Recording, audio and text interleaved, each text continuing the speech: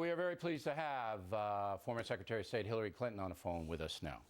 So, Madam Secretary, it is the consensus of the experts here on the panel at the Factor that critical mass has been reached, and now concrete things have to be taken in a world war situation, mobilization of NATO, Congress declaring war.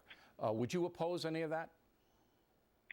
Well, Bill, first of all, I think it's important to stress that our alliance with France is so strong, and it is terrible that France has faced too much tragedy and violence, and we need to stand strongly with them because events like this remind us how vital it is in every way not to abandon them. We need to strengthen our alliances, and I include NATO in that.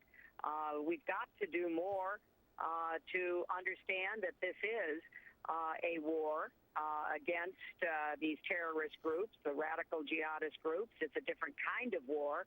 We need to be smart about how we wage it, but we have to be determined that we're going to win it. Absolutely. And that's going to require working with other people. Now, as you know, after the Paris attack, President Hollande of France wanted to invoke Article 5 of the NATO Charter, which would declare war on the ISIS fanatics and perhaps other jihadists.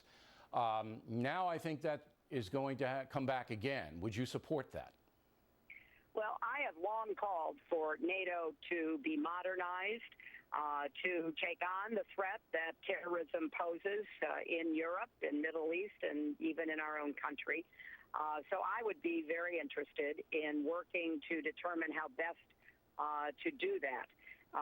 One of my priorities is to launch an intelligence surge. We still do not have enough intelligence cooperation between our agencies and those in other countries, including in Europe, and we need to have a focal point. Why is that? NATO. I didn't know that. Why is that happening? Why don't we have the intelligence? Well, I'll tell you, in part because there has been a reluctance on the part of some of our friends in Europe to be as forthcoming in sharing information. For example, like airline passenger lists. I negotiated very hard with the Europeans to get much more information. We've gotten some. I will give them that. But we don't yet have enough. In fact, in Europe, one of their problems has been, and they'd better address this, and it affects us too, they don't share enough information even across their borders. So I think that we need strong, tough diplomacy, starting with our friends, to do on a bilateral basis with individual countries, collectively with the EU, with NATO and others, to do everything we need to be prepared to work with each other to ferret out these terrorists and to prevent future attacks. Now, the Democratic Party has been opposed to using ground troops to go into Raqqa and confront the ISIS terrorists. I think that has to happen.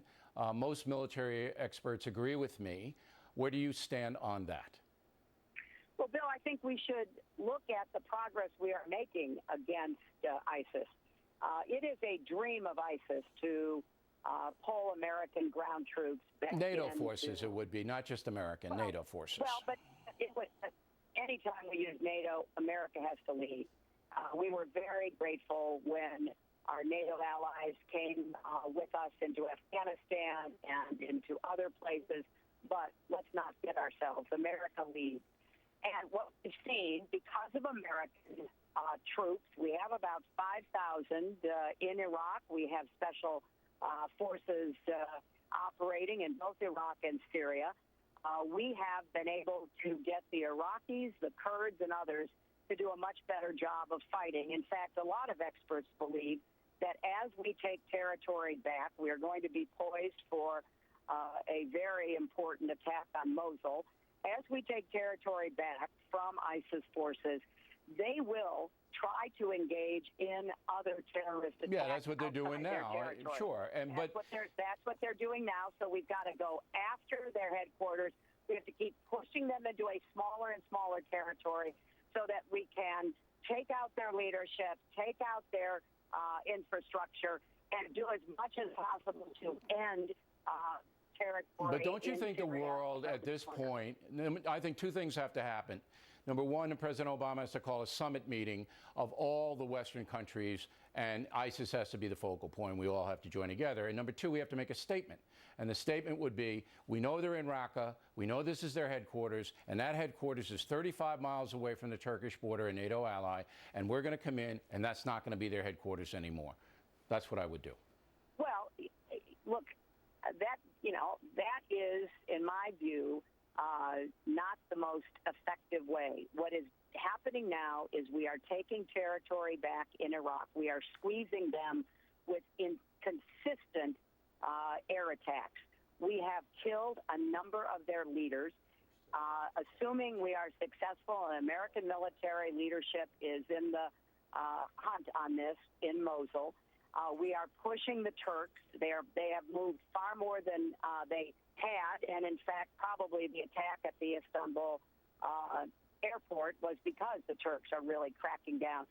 We are putting together a much more effective coalition. I would intensify those efforts. I have no problem with having a summit. I would include, however, not only NATO allies. We've got great allies in the region who are holding the line for us, places like Jordan, like Israel, others who are really on the front lines themselves. Sure. No, I mean, I think everybody, every civilized nation.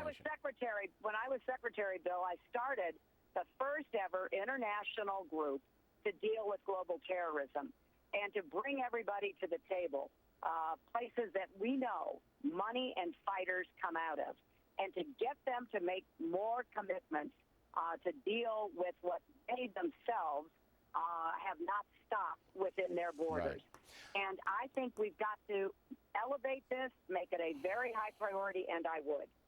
Madam Secretary, I appreciate your time tonight. Thank you very much for appearing on The Fact, and I hope you see you in person soon. Thanks again. I would look forward to that. Thanks, Bill. Take care. Bye-bye. All right, so we have about